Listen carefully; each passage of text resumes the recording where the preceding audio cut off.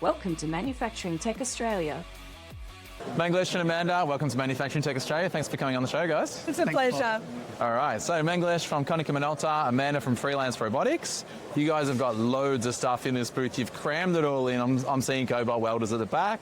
I'm seeing UR5s at the front here with AMRs and little robots in the background. Clearly you guys like robots. Tell us a bit about what you're doing. It's incredible the speed at which I think automation is coming to market now. Yeah. It's about meeting markets successfully, and the range of demonstrations that we have reflects, I would say, the range of utility that's needed out there. So we've got 5 demos crammed into here, and we have been busy all day non-stop. It's been really incredible. We have a rolling challenge for people to bring a part, and they can do a cold weld. They can see the Blue Dragon run live. Nice. So we've had some really good outcomes. Excellent. Yeah, and so Manglesh, tell us a bit about what you're doing.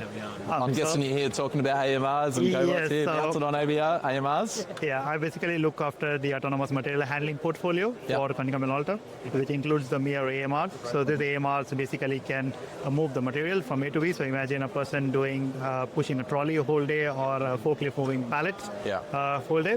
This can be automated using these robots without any change to the facility. So it's deployments which can be done within days rather than weeks or months. Excellent. So, I've seen some examples of this running around popcorn factories and things like 5 AMRs running around moving small containers of goods. And that was a deployment from I would say 4 years ago. Yeah. And they are running more than 500 pallets. And interestingly, each of them have crossed like 16,000 kilometers on them. Yeah. Wow. That's incredible, Manglesh. Successful deployment so far. Yeah. Pretty good.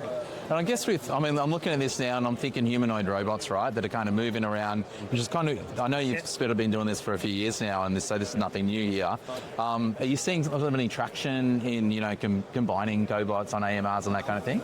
Yes, so we are moving in a direction where we have a product which is introduced in the market last year, CMAT, which was MC series, which is a mobile cobot. Yep. So the UR is integrated into the base AMR, and you get one interface to work on both the units.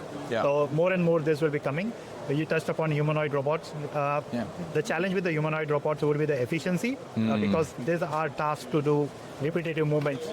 To teach that same thing to the humanoid robot would be difficult. Yeah, They might be more adapted for different applications. Yeah, absolutely. And Amanda, so what are you seeing as like the best use case? Is welding like the big one here that we're seeing most interest in, or what are people asking for? To be honest, welding is a big part of the picture at the moment. I think that in terms of the industry moving forward, welding is not a low-hanging fruit, but it's incredibly important. They're creating a high-need environment due to labour shortages, and also because of the risk associated with OH&S. For us, welding automation is just another tool, and we want to see people who may have been somewhat injured through their career because of fumes. There's also the risk from radiation burns, repetitive strain injury, and these are great workers who unfortunately have been locked out of work, not because they're not excellent boiler makers, but just simply because they couldn't physically do that anymore. Well, this is a tool for them to be able to upskill and come back to work. So there's been a huge response in terms of, I would say, manufacturers who have a network of suitable people coming forward. But it's not just about the welding. I'd say there's also a large amount of interest in palletising. Machine tending has also been huge today. Yeah, that makes a lot of sense.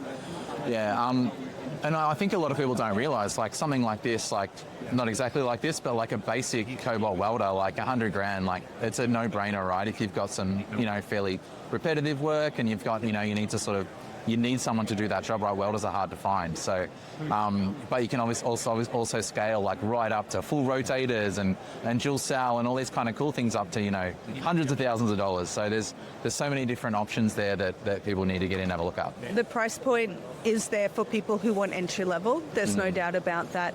I would say that it's worth reaching out. So it's not just about the technology and its availability. I think it's also about road mapping what you need for your business and making sure that due diligence is done and you get best fit. So for example, we have about a 90% return rate for industrial robotics, which is our robotic system integrator company. The reality is, you can deploy the technology and paying for it, but that's just step one of getting your return on investment. You need to make sure you have good training support, that parts are available, that there's maintenance and also those rescue services, because no one wants to think about emergency services. But we have a very responsive team, and we also have the high-end mechatronics engineering background. So if you need bespoke work or just standard support, those sort of lower entry levels aren't left behind. Yeah. Tell us a little bit about the software. I know like software is getting much more intelligent in terms of, you know, feeding your CAD into it and like outputting weld paths and those kind of things.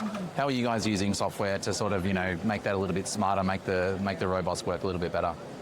Well, Blue Dragon framework, the critical piece is value-added manufacturing. So the software is the piece of interest. When it comes down to it, you have to be able to have, I think, a user-friendly interface. So people who are able to do what we call self-programming, it means you're not relying on third-party software providers.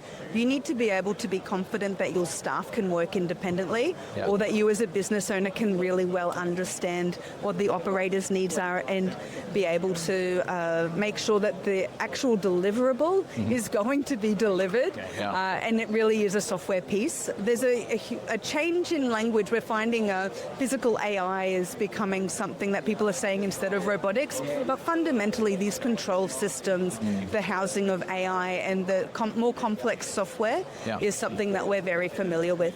Awesome. And you're also big fans of the Robotics Australia group, supporting the group and you know, getting businesses together. What do you think about In the beginning, we were one of your founding members. Yeah, fantastic. And I guess, you know, raising that profile of Aussie manufacturing, Aussie robotics and automation. This is where we are. Our company stands tall on the idea that you have to be socially representing. When it comes down to it, what we do as an industry really counts, and how we represent ourselves as a company as a socially minded enterprise matters. We have an enormous amount of graduates coming out of mechatronics engineering. We require a lattice of framework, I would say, of leadership that is going to create meaningful development for young people entering market, as well as a way for people who are entering into more senior positions to feel confident in the way in which they're approaching management of what it is that they're doing. So groups like Robotics Australia are filling that role to be able to create an avenue of advocacy, and I think it's amazing. Yeah, there's certainly a lot of elements to that. It's the, you know, promote the industry, advocate for the industry, talk to government, make sure we're all aligned on the same priorities. So many things that need to be done. And it sort of feels like we're just still an emerging kind of industry, although it's been around, robotics has been awesome in this country for ages, but I think it's now is the time where it's time to really build on what we've built to date and go forward. Agreed. Cool. Not my vote, Paul. Excellent. Thanks for coming on the show, guys. Great chatting with you. Thank you. So lovely. Thank you, Paul. Thanks for tuning in to Manufacturing Tech Australia with Shane and Paul.